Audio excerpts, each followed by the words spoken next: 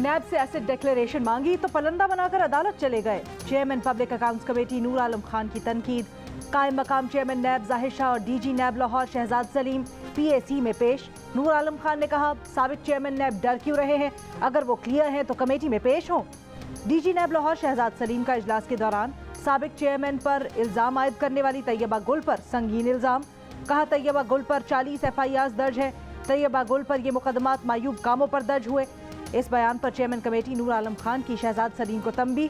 कहा, अब दोबारा ये लफ्ज इस्तेमाल न करना। सेनेटर मुशाहिद हुसैन सैयद ने कहा, तैयबा गुल केस में साबिक चेयरमैन नैब ने अपने दफ्तर का नाजायज इस्तेमाल किया।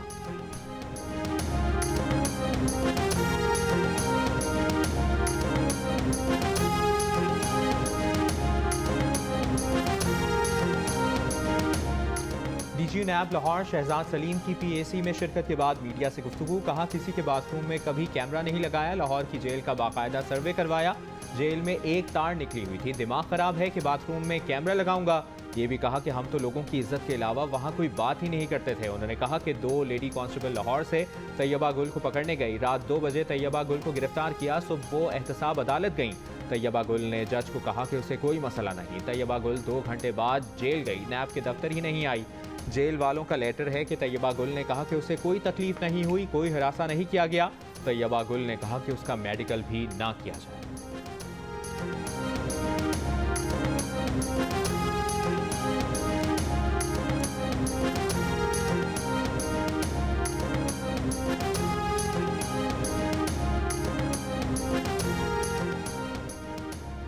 Dollar out of control. अमरीकी डॉलर की कदर में मुसलसल इजाफे का सिलसिला न रुक सका। इंटरबैंक में डॉलर 3 रुपए से ज्यादा महंगा होकर 225 रुपए का हो गया। ओपन मार्केट में डॉलर का भाव 225 रुपए हो गया। वजीर खजाना मिफ्ता इस्माइल कहते हैं, तमाम करेंसीज की कदर में डॉलर के मुकाबले में कमी आई। 2 रोज में डॉलर की कीमत में इजाफे की वजह सियासी सूरत हाल और हलचल थी। IMF से मुआहिदा हो चुका, इसमें कोई खलल नहीं। कोई ऐसी चीज नहीं करेंगे कि IMF मुआहिदे में खलल पड़े।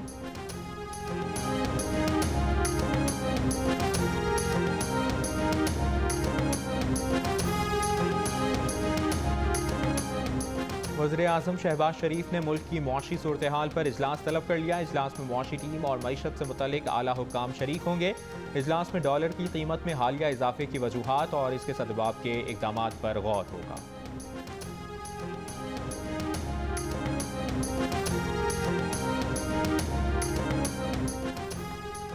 साबिक वजीर खजाना शौकत तरीन का कहना है, IMF ने आपको लाठी मारी तो आपने 450 अरब रुपए के टैक्स लगा दिए। मिफ्ता साहब पलट, तेरा ध्यान किधर है? उन्होंने कहा, मौजूदा हुकूमत ने दोस्त ममालिक से डॉलर लेने का दावा किया। मिफ्ता इस्माइल ने दोस्त ममालिक की पेशकश के बारे में जिक्र किया। IMF से मुआहिदे के बाद रुपया मुस्तहकम हो जाना था। उन्होंने कहा कि IMF से डील हो गई। ये तमाम तर माशी हालात सिर्फ सियासी अदम इस्तेहकाम की वजह से है। ये सबको बेवकूफ़ बना सकते हैं मगर मार्केट को नहीं।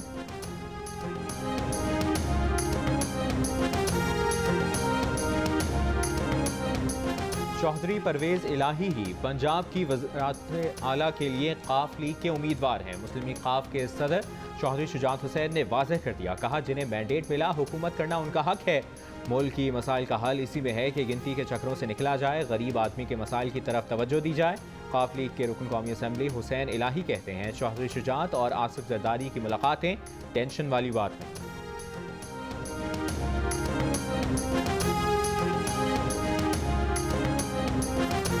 पंजाब में इनके पास 188 मेंबर हैं, हमारे पास भी 180 हैं। सिर्फ 5 लोगों का फ़र्क है, 5 लोगों का।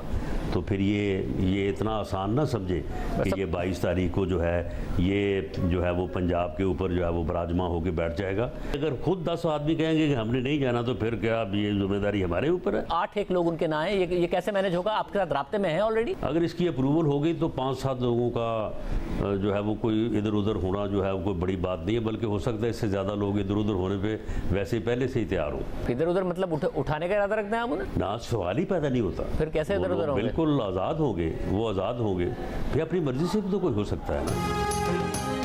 पंजाब असम्बली के मेंबरान गायब करने का क्या मतलब है? कौन से अल्फाज तौहीन अदालत के जुमरे में आते हैं? ज़िमनी इलेक्शन तो हो गया, अब आपका क्या मुद्दा है? राना सनाउल्लाह के खिलाफ परवेज़ इलाही की दरखास्त के समाअत के दौरान सुप्रीम कोर्ट के जस्टिस इजाजुल एहसन का बाबर आवाम से सवाल। बाबर अवान ने कहा, राना सनाउल्लाह ने बयान में सूबाई असम्बली के मेंबरान के गायब होने की धमकी दी। अदालत ने वफाकी वजीर दाखिला राना सनाउल्लाह के बयान की अखबारी खबर और टीवी टॉक शो का मुसव्वदा तलब कर लिया। पीटीआई वकला ने राना सनाउल्लाह के बयान का ट्रांसक्रिप्ट जमा करवा दिया।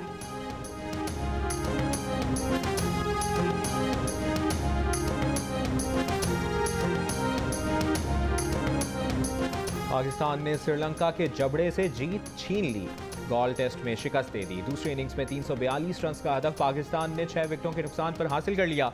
पाकिस्तान के ओपनर अब्दुल्ला शफीक की शानदार बैटिंग, 160 रन की नाकाबिल शिकस्त इनिंग्स खेली। पाकिस्तान की फतह में जान लड़ाने वाले Abdullah Shafique man of the match करार।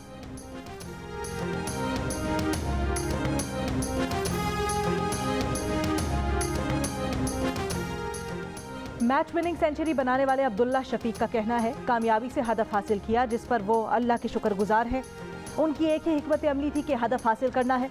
कप्तान बाबर आजम का कहना है कि अब्दुल्ला शफीक ने अपनी क्लास दिखाई, बहुत तहम्मुल से शानदार इनिंग्स खेली।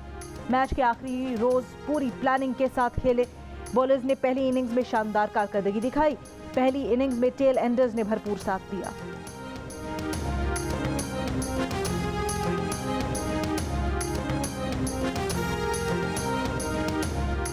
डॉक्टर फारूक सत्तार की पाक सरजमीन पार्टी के दफ्तर आमद। फारूक सत्तार की चेयरमैन पाक सरजमीन पार्टी मुस्तफ़ा कमाल से मुलाकात में मुल्क की सियासी और माशी सूरत हाल पर बातचीत।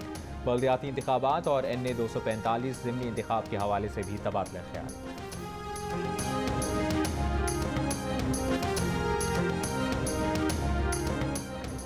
पेशावर में 5 साल की बच्ची से जिनसी ज्यादती के मुल्जिमान अब तक आज़ाद। पुलिस मुल्जिमान को पकड़ने में नाकाम। बच्ची के अहले महल्ला का मुल्जिमान की गिरफ्तारी और उन्हें करार वाकई सजा देने का मुतालबा। बच्ची को ज्यादती का निशाना बनाए जाने पर अहले महल्ला मुश्तइल। कहा, वाक़े के बाद अपनी बच्चियों को बाहर भेजने से डर रहे हैं।